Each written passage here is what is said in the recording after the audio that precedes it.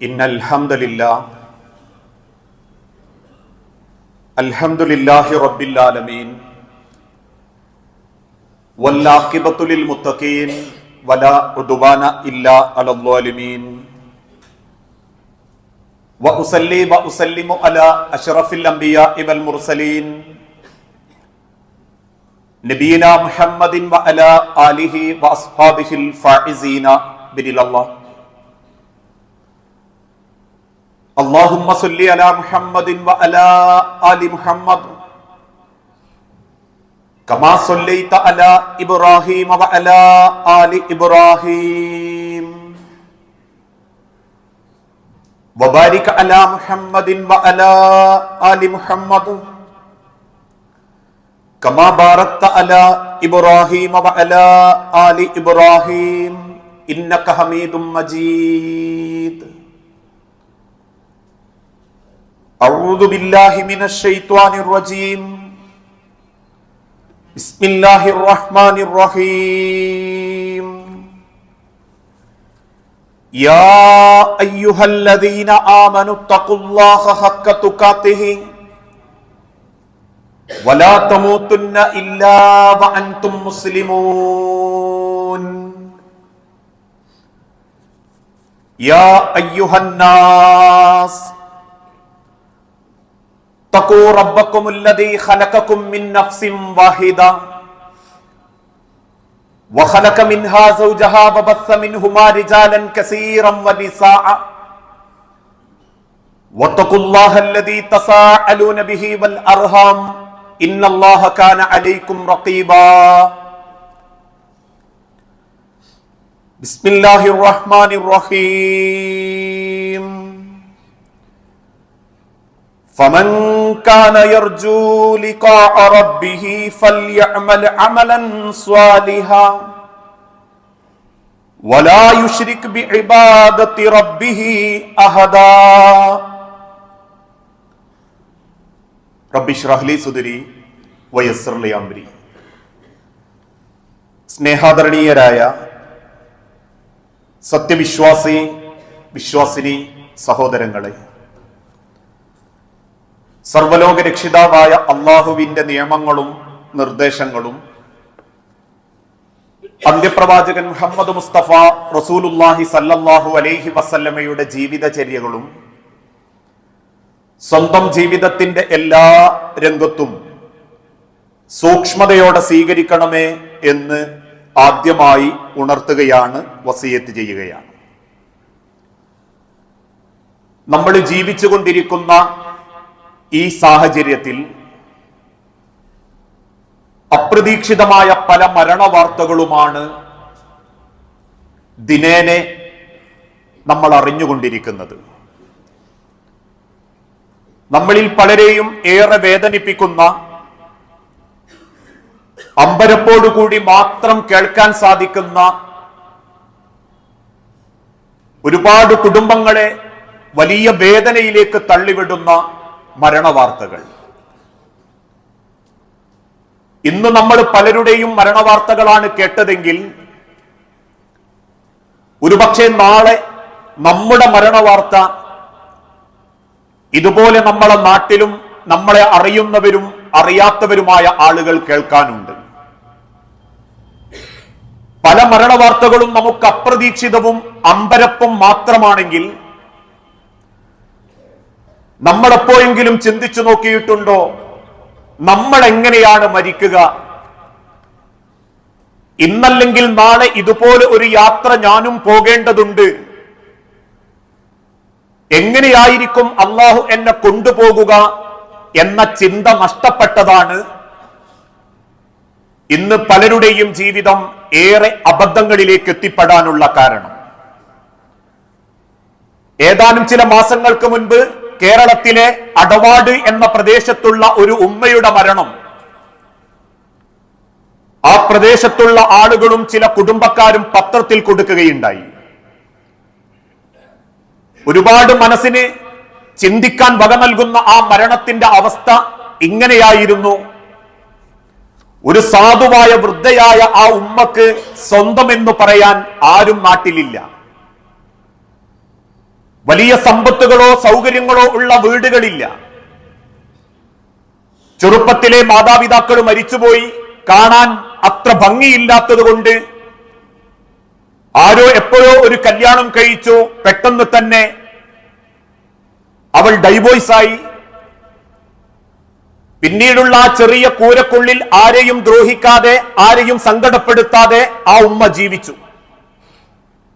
പലരുടെയും അടുക്കളയിൽ തൊഴിൽ ചെയ്തും വെച്ചുണ്ടാക്കി കൊടുത്തും പിന്നെ പുല്ലരിഞ്ഞ് കൊണ്ടുപോയി വിറ്റും ആ ഉമ്മ ഇങ്ങനെ പണം സമ്പാദിക്കുമ്പോ അർഹതപ്പെടാത്ത കൂലി, അർഹതപ്പെട്ട കൂലി പലരും കൊടുക്കാതിരിക്കുന്ന സമയത്ത് 5 or 10 കൂടുതൽ ചോദിക്കുമ്പോ നാട്ടുകാരിൽ ചിലർ ചോദിച്ചു പോലും ഉമ്മാനോട്, നിങ്ങൾക്ക് എന്തിനാ ഇത്രക്ക് പണം, നിങ്ങൾ ഒറ്റക്കല്ലേ താമസിക്കുന്നത്?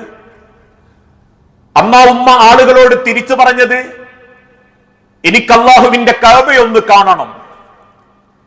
മറ്റു പലരെക്കാളും വിദ്യാഭ്യാസം കുറവുള്ള, അറിവ് കുറവുള്ള ആ ഉമ്മ എല്ലാവരോടും ആഗ്രഹമായിട്ട് പറഞ്ഞത്, എനിക്ക് പടച്ചോന്റെ മണ്ണൊന്ന് കാണണം, പറ്റുമെങ്കിൽ എനിക്ക് അവിടെ ഒന്ന് പോണം, അള്ളാഹുവിന്റെ കഅബാലയത്തിങ്കലൊന്ന് ഉംറ നിർവഹിക്കണം. അന്ന് പലരും അത് കളിയാക്കി. പക്ഷേ പിന്നീട് കൂട്ടിവെച്ച സമ്പത്തുകളുമായി ആ ഉമ്മ അള്ളാഹുവിന്റെ കഅബാലയത്തിങ്കലേക്ക് പുറപ്പെട്ടു. മനോഹരമായി ആ ഉമ്മ ഉംറ നിർവഹിച്ചു. 6 ദിവസങ്ങൾക്ക് ശേഷം മദീനയിലെ അള്ളാഹുവിന്റെ പ്രവാചകൻ സല്ലല്ലാഹു അലൈഹി വസല്ലമയുടെ റൗള ഷരീഫിലെത്തി. കൺകുളിർക്കെ അള്ളാഹുവിന്റെ പ്രവാചകന്റെ മിമ്പറും അള്ളാഹുവിന്റെ റസൂലുള്ളാഹിനോട് സലാമും പറഞ്ഞു. അന്ന് വൈകുന്നേരം വരെ മദീനയുടെ റൗള ഷരീഫിൽ ഇബാദത്തുകളുമായി കഴിച്ചുകൂട്ടിയ ഉമ്മ അന്ന് രാത്രി റൂമിലേക്ക് മടങ്ങി. പിറ്റേന്ന് നേരം വെളുത്തപ്പം അടുത്തുള്ള റൂമുകാർ അന്വേഷിക്കുമ്പം ആ ഉമ്മ അള്ളാഹുവിന്റെ വിളിക്ക് ഉത്തരം നൽകിയിട്ടുണ്ട്. പിന്നീട് അവിടെയുള്ള കാര്യങ്ങളൊക്കെ വളരെ പെട്ടെന്നായിരുന്നു. ആ ഉമ്മയുടെ മയ്യത്ത് കുളിപ്പിക്കാൻ റൗള ഷരീഫിന്റെ ഉത്തരവാദിത്തപ്പെട്ട ആളുകൾ കയറി വരുന്നു. ലോകത്തേറ്റവും മഹത്വമാക്കപ്പെട്ട 2ാമത്തെ ഭവനമായ പടച്ച റബ്ബിന്റെ, ലോകത്തിന്റെ പ്രവാചകന്റെ പള്ളിയുടെ ഇമാം ആ ഉമ്മാക്ക് വേണ്ടി മയ്യത്ത് നിസ്കരിക്കാൻ ഇമാമായി നിൽക്കുന്നു.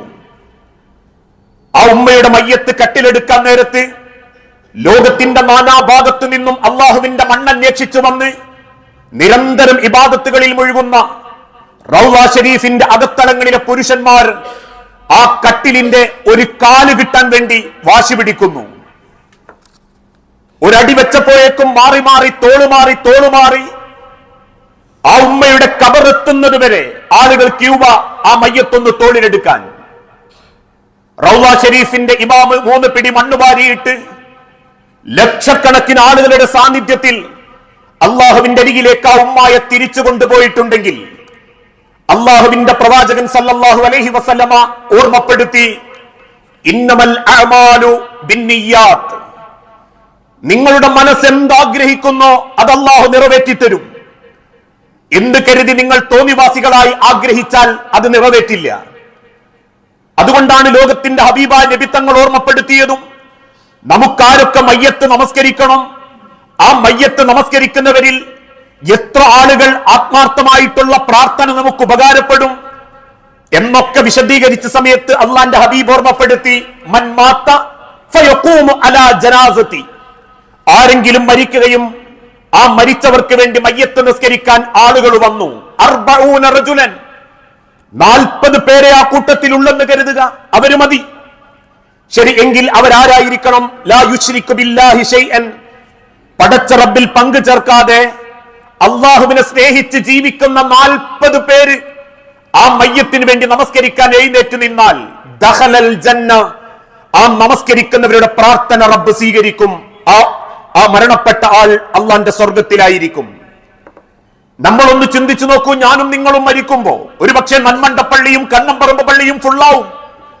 പക്ഷെ അതിലെത്ര പേർ പടച്ച റബ്ബിനോട് മാത്രം പ്രാർത്ഥിച്ച് അള്ളാഹുവിനെ സ്നേഹിച്ച് അള്ളാഹുവിന്റെ പ്രവാചകനെ അംഗീകരിച്ച് ജീവിക്കുന്നവരുണ്ടാകും? തമ്മിലടിച്ചും മത്സരിച്ചും പക കാണിച്ചും കുടുംബത്തോട് പിണങ്ങിയും ആരാന്റെ സമ്പത്ത് കൈയിട്ട് വാരിയും അലോഗ്യവും പകയും വെറുപ്പും മനസ്സു കൊണ്ടടക്കുന്ന 500 പേര് വേണ്ട. മനസ്സറിഞ്ഞ് അള്ളാനെ സ്നേഹിക്കുന്ന 40 പേര് മതി നമ്മളെ മയ്യത്ത് നിസ്കാരത്തിന് റബ്ബിനോട് ശുപാർശ പറയാൻ. ആ 40 പേര് എന്റെയും നിങ്ങളുടെയും മയ്യത്ത് നമസ്കരിക്കാൻ എന്റെ പള്ളിയിലുണ്ടാകും. എന്റെ നാട്ടുകാര് മാത്രം വന്നാ മതി എന്നാ നാട്ടുകാരന് തോന്നുന്നുണ്ടെങ്കിൽ ആ നാടും ആ മരിച്ചവനും അതൊരു പുണ്യമാണ്. പക്ഷെ എനിക്കും നിങ്ങൾക്കും ആ ഒരു ആശ്വാസം കിട്ടുന്നില്ലെങ്കിൽ ചിന്തിക്കുമ്പോ പോലും ആരൊക്കെയാ റബ്ബന്റെ മയ്യത്ത് നിസ്കാരത്തിന് വരിക? ഇന്നവൻ, കൂട്ടുകാരൻ, ബന്ധുക്കൾ. പക്ഷെ അവരൊക്കെ മുവഹിദീങ്ങളാണോ? അവരൊക്കെ അള്ളാഹുവിനെ സ്നേഹിച്ച് ജീവിക്കുന്നവരാണോ? അവരൊക്കെ പടച്ച റബ്ബിന്റെ റസൂലുള്ളാഹിനെ അംഗീകരിച്ച് റസൂലുള്ളാഹി കാണിച്ചു തന്നതുപോലെ ജീവിക്കുന്നവരാണോ?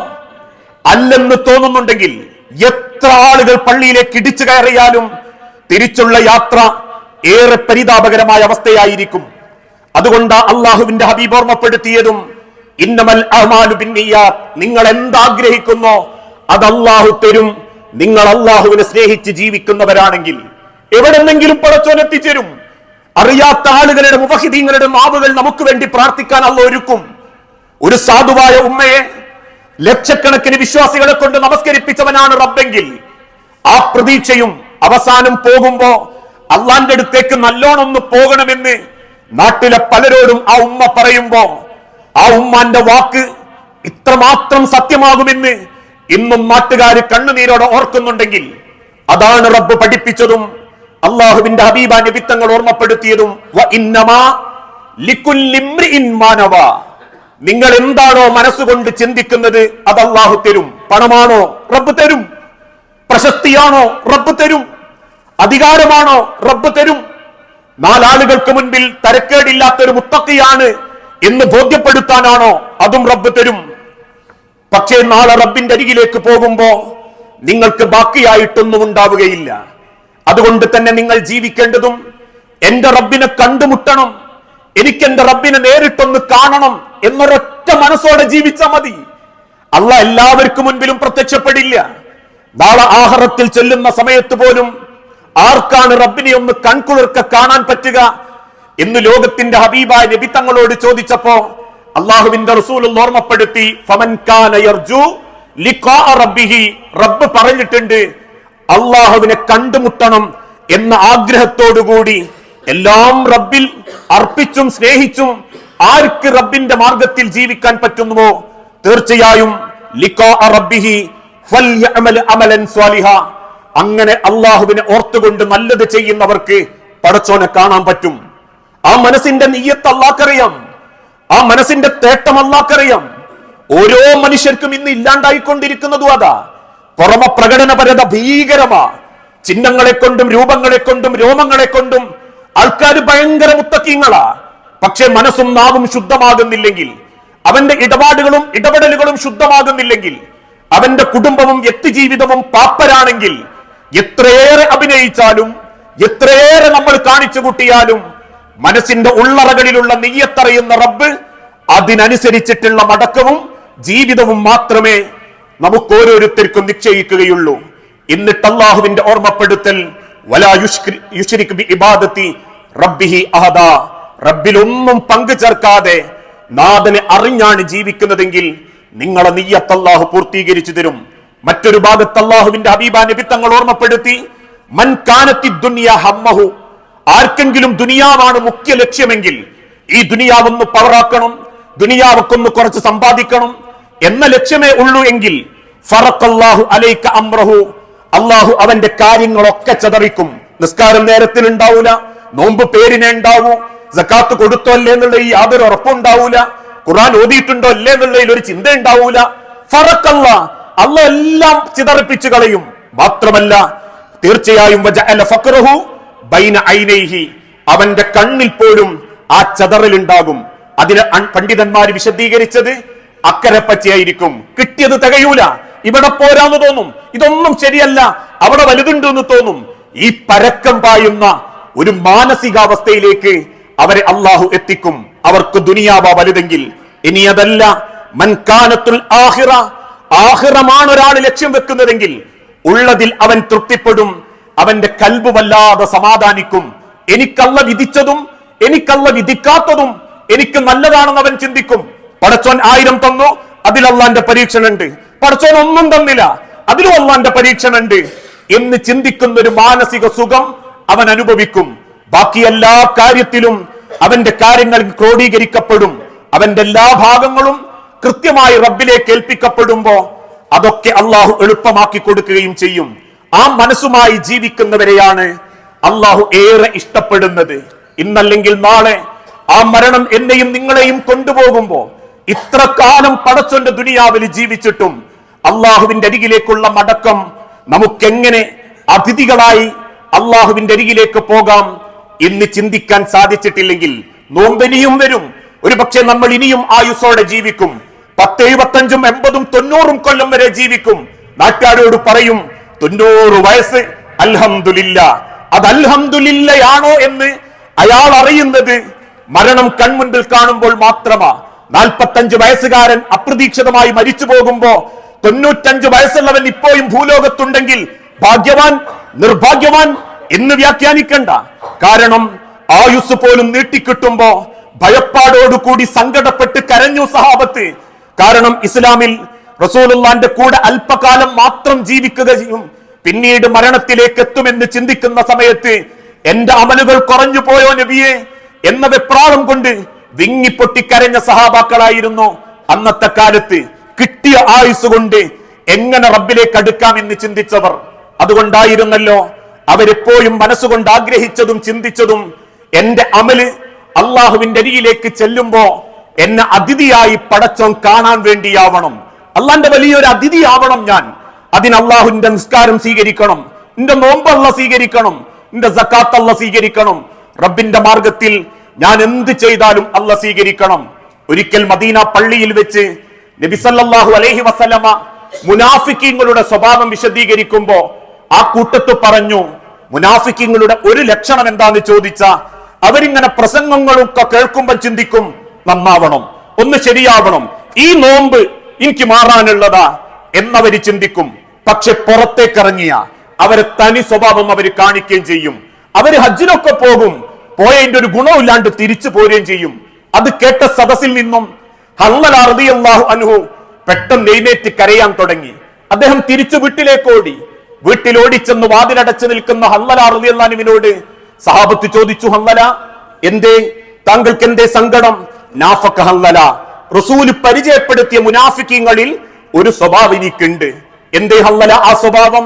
ഞാൻ നന്നാവണമെന്ന് തീരുമാനിക്കും, ഖുർആനൊക്കെ ഒന്ന് ഓതണം, കുടുംബമൊക്കെ ഒന്ന് നന്നാക്കണം, എന്റെ സ്വഭാവമൊക്കെ ഒന്ന് മാറ്റണം എന്നൊക്കെ ഞാൻ വിചാരിക്കും. പക്ഷെ പിന്നെ അത് മാറിപ്പോകുന്നു എന്നൊരു തോന്നല്. ആരാ ഇത് പറയുന്നത്? ലോകത്തിന്റെ പ്രവാചകന്റെ കൂടെ അള്ളാഹുവിന്റെ റസൂലിന്റെ ജീവിതത്തിലേക്ക് വന്ന് ഓരോ സെക്കൻഡും പ്രവാചകനെ സ്നേഹിച്ച് ഏത് വക്തിനും മദീനത്തെ പള്ളിയിലുള്ള സ്വഹാബി. അദ്ദേഹത്തിന്റെ മടക്കം പോലും ഇസ്ലാമിക ലോകത്ത് കണ്ണുനീരോടെ ഓർക്കാൻ പറ്റുന്ന മടക്കമാ. ആ ഹൻളല റളിയല്ലാഹു അൻഹു ജീവിതത്തിൽ അദ്ദേഹത്തിന് ഉയരക്കുറവുണ്ടായിരുന്നു. നമ്മളെ ഭാഷയിൽ പറഞ്ഞാൽ കുള്ളനായ ഒരു ശരീരം, മുഖമാവട്ടെ അത്ര ഭംഗിയുമില്ലാത്തത് കൊണ്ട് ആരും അദ്ദേഹത്തിന് വിവാഹം കഴിപ്പിക്കുന്നില്ല, പെണ്ണ് കിട്ടുന്നില്ല. അവസാനം മദീനത്തെ പള്ളിയിൽ ഒറ്റക്കിരിക്കുന്ന റസൂലുള്ളാന്റെ അരികിൽ ചെന്ന് ഹൻളല റളിയല്ലാഹു അൻഹു കരയുമ്പോ റസൂൽ ചോദിക്കുന്നുണ്ട്, എന്തേ ഹൻളല? ഒന്നുമില്ല നബിയെ, എനിക്കാരും വിവാഹം ചെയ്തു തരുന്നില്ല, എന്റെ ശരീരത്തിന് വൈവാഹിക ജീവിതം ആഗ്രഹിക്കുന്നുണ്ട് പ്രവാചകരെ, ഞാൻ ഹറാമ് ചെയ്തു പോകുമോ എന്നെനിക്ക് പേടിയുണ്ട് നബിയെ, എന്റെ ശരീരത്തിന്റെ വികാരം ശമിപ്പിക്കാൻ വേണ്ടാത്ത ചിന്തകളും കാഴ്ചകളിലേക്കും ഞാൻ പോകുമെന്ന് പേടിണ്ട് നബിയെ, അതുകൊണ്ട് വിവാഹം കഴിക്കാൻ ആഗ്രഹമുണ്ട്. റസൂലുള്ളാഹി സല്ലല്ലാഹു അലൈഹി വസല്ലമ ഒരു അൻസാരിയുടെ മകളെ ചൂണ്ടിയിട്ട് പറഞ്ഞു, ഇന്ന് അൻസാരിയെ വീട്ടിൽ ചെന്ന് കണ്ട് ആ പെൺകുട്ടിയെ വിവാഹം കഴിപ്പിക്കാൻ, ആ നിനക്ക് വേണ്ടി കല്യാണം കഴിപ്പിക്കാൻ പറയണം.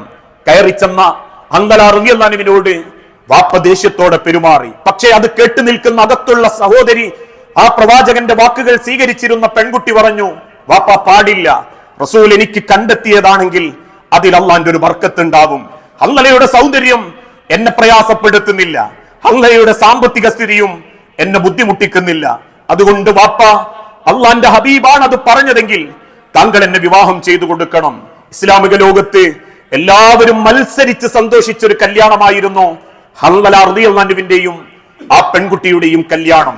കല്യാണം കഴിഞ്ഞ് ആദ്യ രാത്രിയിലേക്ക് അവർ പ്രവേശിക്കുമ്പോഴാണ് മക്കയിൽ നിന്നും ഉഹദിലേക്ക് ശത്രു സൈന്യം പുറപ്പെട്ടിട്ടുണ്ട് എന്ന വാർത്ത റസൂലുള്ളാഹി സല്ലല്ലാഹു അലൈഹി വസല്ലമ അറിയുന്നത്.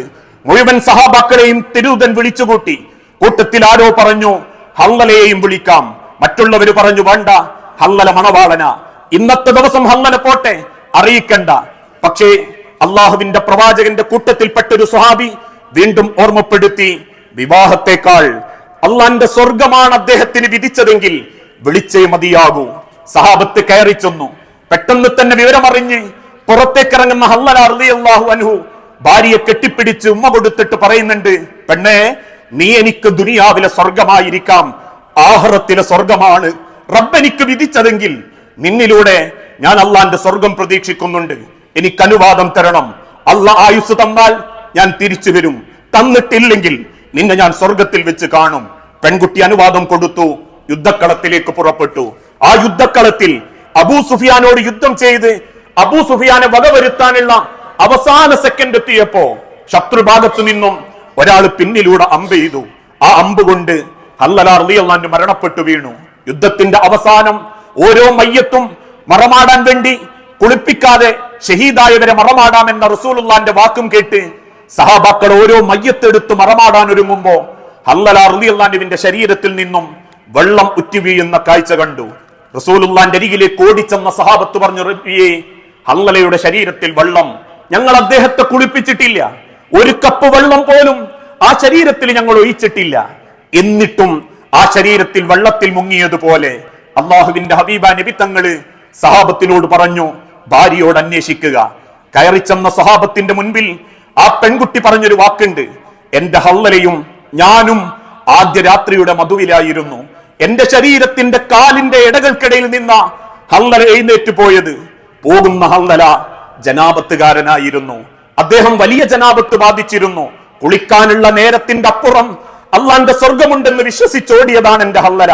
പറഞ്ഞു തീരുമ്പോ റസൂലുള്ള പറഞ്ഞു, ഇനി പറയേണ്ടതില്ല, എങ്കിൽ എനിക്കുറപ്പ അള്ളാന്റെ സ്വർഗത്തിലെ മഞ്ഞു കണങ്ങളെ കൊണ്ട് ഈ മയ്യത്ത് കുളിപ്പിച്ചത് അള്ളാഹുവിന്റെ മലക്കുകളായിരിക്കും. ആ മലക്കുകളാൽ അള്ളാഹുവിന്റെ അരികിലേക്ക് പോകാനാ എന്റെ ഹല്ലലാക്ക് താല്പര്യമെങ്കിൽ അള്ളാഹു അത് നിറവേറ്റി കൊടുത്തതായിരിക്കാം. ഇതായിരുന്നു അവരുടെ നിയ്യത്തും അവർക്ക് അല്ലാഹ് തിരിച്ചു കൊടുത്തതും. ആ ഒരു നിയ്യത്തിലേക്കും നമ്മളെ മനസ്സിന്റെ അവസ്ഥയിലേക്കും നമ്മൾ എന്ന് മാറുന്നോ അന്നേ നമുക്കും മാറ്റങ്ങൾ വരൂ. ലാ യുഗയ്യിറു മാ ബിഖൗമിൻ ഹത്താ യുഗയ്യിറു മാ ബി അൻഫുസിഹിം. മാസങ്ങൾ ഇനിയും മാറി വരും, റമളാൻ ഇനിയും വരും, ശവ്വാൽ ഇനിയും വരും, ദുനിയാവിലുള്ള പലതും മാറി മറിഞ്ഞ് വീണ്ടും വരും. അന്നതൊക്കെ നമ്മളോട് യാത്ര ചോദിച്ച് തിരിച്ചു പോകുമ്പോ മാറ്റം നമുക്കില്ലെങ്കിൽ ഒരൊറ്റ കാരണം മാത്രമേ ഉള്ളൂ, കുറ്റം മാസത്തിനല്ല, റമളാനിനല്ല, മാറ്റം ഉൾക്കൊള്ളാത്ത നമ്മളെ മനസ്സിനാണ് ഏറ്റവും വലിയ പരീക്ഷണം. ആ മനസ്സ് അള്ളാഹുവിന്റെ അരികിലേക്കുള്ള അവസ്ഥയും മാറ്റി ഒരു നല്ല നിയ്യത്തോടെ ഇതെന്റെ റമളാനിന്റെ അവസാനമാണെങ്കിൽ, അവസാനത്തെ ഒരു റമളാനാണെങ്കിൽ, പടച്ചോനെ ഇതെന്റെ ജീവിതത്തിലെ വലിയൊരു മാറ്റത്തിന് കാരണമാകണം എന്ന പ്രാർത്ഥനയോടെ സ്വീകരിച്ച അള്ളാഹു നമുക്ക് മാറ്റങ്ങൾ തരും. അല്ല വെറുതെ തിന്നും കുടിച്ചും രാത്രി പുറത്തേക്കിറങ്ങിയും രാവ് പകലാക്കിയും നമ്മൾ ആഘോഷിച്ച് തീർക്കാനുള്ള ഒരു ഒരുക്കാണെങ്കിൽ നമുക്ക് അങ്ങനെയും തീർക്കാൻ പറ്റും. പള്ളി അങ്ങേയറ്റം ആവേശമാക്കപ്പെടും, ഓരോ കുടുംബവും ആവേശാക്കപ്പെടും. പക്ഷെ പ്രത്യേകിച്ച് ഓരോരുത്തരെയും നിയ്യത്തിനനുസരിച്ച് അല്ലാതെ അങ്ങ് നിറവേറ്റിത്തരും എന്നല്ലാതെ കൊണ്ടുപോകാനൊന്നും ഉണ്ടാവില്ല. അള്ളാന്റെ അടുത്തേക്ക് തിരിച്ചെല്ലുമ്പോ പടച്ചോൻ ഇഷ്ടപ്പെട്ട ഒരു അതിഥിയാവാൻ മാത്രമൊന്നും ഒന്നും കയ്യിലുണ്ടാവൂല. ആ തിരിച്ചറിവോടെ അള്ളാഹുവിന്റെ പരിശുദ്ധ റമളാനിനെ സ്വീകരിക്കാൻ സാധിക്കുന്ന യഥാർത്ഥ മുത്തഖീങ്ങളിൽ അള്ളാഹു നമ്മളെ എല്ലാവരെയും ഉൾപ്പെടുത്തി അനുഗ്രഹിക്കുമാറാകട്ടെ.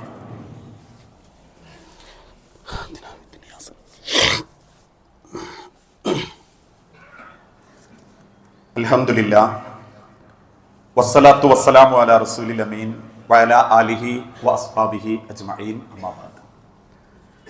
യാ അയ്യുഹന്നാസ് ഉസീകും സാനിയം ബിതഖ്വല്ലാഹ്. ജീവിതത്തിന്റെ എല്ലാ രംഗത്തും അള്ളാഹുവിനെ മറന്നു പോകാതെ ജീവിതത്തോട് ചേർത്ത് നിർത്തണമേ എന്ന് എന്നോടെന്ന പോലെ നിങ്ങളിൽ ഓരോരുത്തരോടും വസിയത്ത് ചെയ്യുകയാണ്, ഉപദേശിക്കുകയാണ്. ഇക്കഴിഞ്ഞ 2-3 ദിവസങ്ങളായി കേരളത്തിലേറെ ചർച്ച ചെയ്യപ്പെട്ടുകൊണ്ടിരിക്കുന്ന ഒരു പ്രയോഗമാണ്, വാക്കാണ് പ്രണയം, പ്രണയ കൊലപാതകം, പ്രണയ ആത്മഹത്യകൾ എന്നുള്ളത്. യഥാർത്ഥത്തിൽ ഇസ്ലാമിക ചരിത്രത്തിൽ മഹാനായ അലി ഇബ്നു അബീ ത്വാലിബ് റളിയല്ലാഹു അൻഹു പറയുന്നുണ്ട്, ഫാത്തിമ, പ്രണയത്തിന് ലോകത്ത് മറ്റെന്തിനേക്കാളും ലഹരിയുണ്ട്. അലി ഇബ്നു അബീ ത്വാലിബ് റളിയല്ലാഹു അൻഹു അത് പറയുന്നത് ഭാര്യ ഫാത്തിമ ബീവിയോടാണ്. അതുകൊണ്ട് തന്നെ ഒരു പ്രണയം എപ്പോഴാണ് വലിയ വേദനയാകുന്നത് എന്ന ചോദ്യത്തിന് ഉലമാക്കൾ കൊടുക്കുന്ന മറുപടി, അർഹതപ്പെടാത്തത് ആഗ്രഹിക്കുന്നിടത്ത് പ്രണയം വേദനയായി തുടങ്ങുന്നു. മറ്റൊരു വാപ്പാന്റെ മകളെ കയ്യും കാലും കാണിച്ച് ഒരു പിതാവിന്റെയും മാതാവിന്റെയും തൃപ്തിയില്ലാതെ ആഗ്രഹിക്കുന്നിടത്ത് പ്രണയം വേദനയാകുന്നു. മറ്റൊരാളുടെ പോക്കറ്റിൽ കിടക്കുന്നത് എനിക്ക് കിട്ടണമെന്ന് വാശി പിടിക്കുന്ന ഒരു മനസ്സ് നിങ്ങൾക്ക് എന്നുണ്ടായി തുടങ്ങുന്നോ, അന്ന് ആ പ്രണയവും ആഗ്രഹങ്ങളും നിങ്ങൾക്കേറെ വേദനിക്കാൻ, ഒരുപാട് വലിയ പരീക്ഷണങ്ങളിലേക്ക് എത്താൻ, ദൈവത്തിന്റെ തൃപ്തിയില്ലായ്മ കിട്ടാൻ അതൊരു കാരണമായി മാറുന്നു. അതുകൊണ്ട് തന്നെ വിവാഹത്തിന്റെ മുൻപ് കാണിച്ചു കൂട്ടുന്ന പ്രണയങ്ങളൊക്കെ നൈരാശ്യങ്ങളാകുമ്പോൾ നമുക്കതിന് ഒരർത്ഥത്തിലും ന്യായീകരിക്കാനോ ഒരു റീൽസ് ഇട്ട് പോഷിപ്പിക്കാനോ ഒരു വിശ്വാസിയെ സംബന്ധിച്ചിടത്തോളം സാധിക്കുകയില്ല. ഓരോരുത്തരുടെയും ആഹാരവും ദുനിയാവും അള്ളാഹു തീരുമാനിക്കും. പക്ഷെ ഒരു മനുഷ്യന്റെ പ്രണയം അത് ഏറ്റവും ഉറപ്പുള്ളതിനോട് കാണിക്കുമ്പോൾ മാത്രമാണ് ആ പ്രണയത്തിന് ഏറ്റവും വലിയ അനുഭൂതി ഉണ്ടാവുക. നമ്മളൊക്കെ കേൾക്കുന്നത് പോലെ ഒരുപക്ഷെ മനുഷ്യന്റെ ജീവിതത്തിൽ മടുക്കുന്നത് വരെയല്ല, മരിക്കുന്നത് വരെ പ്രണയിക്കാൻ സാധിക്കും. അത് അള്ളാഹു ഏൽപ്പിച്ചു തന്നതും ആ പ്രണയത്തിന് കൂലിയുമുണ്ടെങ്കിലോ, അതാണ് സ്വന്തം ഭാര്യയെ സ്നേഹിക്കുക, ഭാര്യയെ സ്നേഹം കൊണ്ടും സൗഹൃദം കൊണ്ടും ഭാര്യ ഭർത്താക്കന്മാർ ഇണങ്ങുക എന്നതിന്റെ ഉദ്ദേശം. വെക്കലും വളമ്പലും തിന്നലും രാത്രി രമിക്കലും മാത്രമല്ല ദാമ്പത്യം. അള്ളാഹുവിന്റെ തിരുദൂതൻ ദാമ്പത്യത്തെ കുറിച്ച് വിശദീകരിച്ചപ്പൊക്കെ പറഞ്ഞു, നിങ്ങൾക്കിടയിൽ ദൂതന്മാരുണ്ടാവണം. സഹാബത്ത് ചോദിച്ചു, നബി എന്താണ് ദൂതൻ? അത് ചുംബനമാണ് ദൂതൻ. ഒരുപക്ഷെ നിങ്ങളുടെ രാത്രിയുടെ ബന്ധത്തെക്കാൾ, ലൈംഗികതയേക്കാൾ നിങ്ങളുടെ സംസാരങ്ങൾക്ക് മനസ്സിനെ തണുപ്പിക്കാൻ പറ്റും. വാക്കുകളും നോക്കുകളും പ്രണയാർദ്രമാകുമ്പോൾ മാത്രമാണ് ഏതു കുടുംബവും ഏത് ജീവിതവും ഏറ്റവും ആഘോഷിക്കപ്പെടുന്ന വല്ലാത്തൊരു രസമായി മാറുന്നത്. ആ രസം വിവാഹത്തിന് ശേഷമാണെങ്കിൽ കൂലിയോടൊപ്പം ജീവിതം മനോഹരാകും. അതിന്റെ മുൻപാണെങ്കിൽ ഒരുപാട് കണ്ണ് നിറയിപ്പിക്കും, പലരെയും വേദനിപ്പിക്കും, പല കുടുംബത്തിന്റെയും സ്വസ്ഥത നഷ്ടപ്പെടുത്തും. അതല്ലാത്ത ഇസ്ലാമികമല്ലാത്ത രീതിയിലേക്ക് നമ്മൾ കയറിപ്പോകേണ്ടി വരും. അതുകൊണ്ടാണ് ഇന്നത്തെ കാലഘട്ടത്തിൽ പോലും ഏതോ ക്രിസ്ത്യൻ വിശ്വാസപ്രകാരം ഒരു പ്രദേശത്തെ രാജാവ് ഇനി ആരും വിവാഹം കഴിക്കരുത്, എല്ലാവരും ദൈവത്തിന് ഭയപ്പെട്ട് ജീവിക്കണം എന്ന കൽപ്പന കൊടുത്തപ്പോ രഹസ്യമായ ആളുകൾക്ക് വിവാഹം നടത്തിക്കൊടുത്തൊരു ഫാദറിന്റെ പേരായിരുന്നു വാലന്റൈൻ ഫാദർ. പിന്നീട് അദ്ദേഹത്തെ കരാഗ്രഹത്തിൽ അടയ്ക്കുകയും ആ കരാഗ്രഹത്തിൽ നിന്ന് രാജാവിന്റെ മകളുമായി ബന്ധമുണ്ടെന്നറിയുകയും ആ വാലന്റൈൻ രാജാവിനെ കൊല ചെയ്യുകയും ചെയ്തപ്പോ അദ്ദേഹം അവസാനമായി തന്റെ കാമുകിക്ക് അയച്ചു, ദിസ് ഈസ് വാലന്റൈൻ, ഇതെന്റെ ദിനമാണ്. ആ ഒരു ദിവസം ആഘോഷിക്കുന്നവർക്ക് മൻ തശബ്ബഹ ബിഖൗമിൻ, ഇസ്ലാമിൽ പറയപ്പെടുന്ന ആഘോഷം രണ്ടെണ്ണേ ഉള്ളൂ, അത് പെരുന്നാളാണ്. അത് ആഘോഷിക്കുമ്പോൾ ഒരാളോട് ആഘോഷിക്കാൻ പറയുകയും ചെയ്യണം, ഇന്ന് പെരുന്നാളാ, തഖബ്ബലല്ലാഹു മിന്നാ വ മിൻകും, എന്റെ ഉണ്ടോ അള്ളാഹ് സ്വീകരിക്കട്ടെ. എന്നാ വേറൊരുത്തരോട് പറയാ, നീ വാലന്റൈൻ ചെയ്തോ അല്ലെങ്കിൽ പ്രണയിച്ചോ, എനിക്ക് ഞാനും ഒക്കെ സെയിം തന്നെ എന്ന് പറയുന്നതിൽ അതിൽ ആഘോഷമില്ല, അതിൽ ആശംസയില്ല, അതിലൊരു സമാധാനം ഉണ്ടാവില്ല. ഇത് പറയുമ്പം ഇസ്ലാം കാലഹരണപ്പെട്ടു എന്നും പയഞ്ചനാണെന്നും പലർക്കും തോന്നിയേക്കാം. പക്ഷെ ഇസ്ലാമിന്റെ നിയമം കുടുംബത്തിന്റെ ഭദ്രതയ്ക്ക് വേണ്ടിയാ, സമാധാനത്തിന് വേണ്ടിയാ, സ്വസ്ഥതയ്ക്ക് വേണ്ടിയാ. രക്ഷിതാക്കൾ കരയാതിരിക്കാനാ, ആങ്ങളമാര് തലവുംപിട്ടാതിരിക്കാനാ, അനിയത്തിക്കുട്ടിക്ക് പെണ്ണ് കിട്ടാത്ത അവസ്ഥയിലേക്ക്, ആണ് കിട്ടാത്ത അവസ്ഥയിലേക്ക് എത്താതിരിക്കാനാ. ഇതൊക്കെ ഇസ്ലാം പറയുന്നത് കുടുംബത്തിന്റെയും ബന്ധങ്ങളുടെയും മനോഹര ജീവിതത്തിന് വേണ്ടിയാണ്. ആ തിരിച്ചറിവോടെ സ്വീകരിക്കുന്നവർക്ക് എന്തും മനോഹരമായിരിക്കും. അതല്ല, റീൽസുകളിൽ മാത്രം ജീവിക്കുന്നവർക്ക് വാക്കുകൾ ചിലപ്പോ വലിയ അസ്വസ്ഥതയായിരിക്കും. അതൊന്നും അള്ളാഹുവിന്റെ അരികിലേക്കുള്ള യാത്രയിൽ നമ്മളെ സഹായിക്കില്ല എന്ന ബോധത്തോടുകൂടി നല്ലൊരു വിശ്വാസിയായി പരിശുദ്ധ റമദാനിനെ സ്വീകരിക്കാൻ മനസ്സുകൊണ്ടും ശരീരം കൊണ്ടും ഒരുങ്ങുന്ന യഥാർത്ഥ മുത്തഖീങ്ങളിൽ അള്ളാഹു നമ്മളെ എല്ലാവരെയും ഉൾപ്പെടുത്തി അനുഗ്രഹിക്കുമാറാകട്ടെ. റബ്ബെ, അറിഞ്ഞുമറിയാതെയും ഒരുപാട് തെറ്റുകുറ്റങ്ങൾ സംഭവിച്ചു പോകുന്നുണ്ട് നാഥ. എല്ലാം വിട്ടുപുറത്തു മാപ്പാക്കി നിന്റെ സ്വർഗത്തിൽ ഇതേ രൂപത്തിൽ നീ ഞങ്ങളെ ഒരുമിപ്പിച്ചു കൂട്ടണമേ. റബ്ബെ, മക്കളില്ലാതെ പരീക്ഷിക്കപ്പെടുന്ന ഇണകൾക്ക് മക്കളെന്ന അനുഗ്രഹം നൽകി ഓരോ കുടുംബങ്ങളോടും നീ കാരുണ്യം കാണിക്കണമേ. നാഥ, മരണപ്പെട്ടു പോയ സഹോദരീ സഹോദരന്മാർ, മാതാപിതാക്കൾ, മക്കൾ, ഭാര്യമാർ, ഭർത്താക്കന്മാർ എല്ലാവരുടെയും ഖബർ നീ വിശാലമാക്കുകയും അവരെയും ഞങ്ങളെയും ജന്നാത്തുൽ ഫിർദൗസിൽ ഒരുമിപ്പിച്ചു കൂട്ടുകയും ചെയ്യണമേ. അല്ലാഹുമ്മ ഗ്ഫിർ ലിൽ മുഅ്മിനീന വൽ മുഅ്മിനാത്ത് المسلمين والمسلمات الأحياء منهم والأموات إنك مجيب الدعوات يا قاضي الحاجات اللهم أعز الإسلام والمسلمين وأذل الشرك والمشركين اللهم أجرنا من النار اللهم أجرنا من النار اللهم أجرنا من النار അള്ളാഹുവെ പ്രാർത്ഥിക്കണമെന്ന് വസിയത്ത് തന്നവരുണ്ട്. അങ്ങേയറ്റം ശാരീരിക ബുദ്ധിമുട്ടുകൾ അനുഭവിക്കുന്നവർ നാഥ എളുപ്പം ആഫിയത്തും ആരോഗ്യവും നൽകി ദീർഘായുസ്സോടെ ജീവിക്കാൻ ഓരോ പരീക്ഷിക്കപ്പെടുന്ന ആളുകൾക്കും നീ തൗഫീക്ക് നൽകണമേ. റബ്ബെ, മരിച്ചുപോയ ഓരോരുത്തരുടെയും ഖബർ നീ വിശാലമാക്കുകയും ആ മരണം കൊണ്ട് വേദനിക്കുന്ന ആളുകളുടെ ഹൃദയത്തിന് ക്ഷമിക്കാനുള്ള കഴിവ് നൽകി ഓരോ കുടുംബത്തോടും നീ കാരുണ്യം കാണിക്കണമേ. റബ്ബനാ ആതിനാ ഫിദ്ദുനിയ ഹസന വഫിൽ ആഖിറതി ഹസനത വഖിനാ അദാബന്നാർ.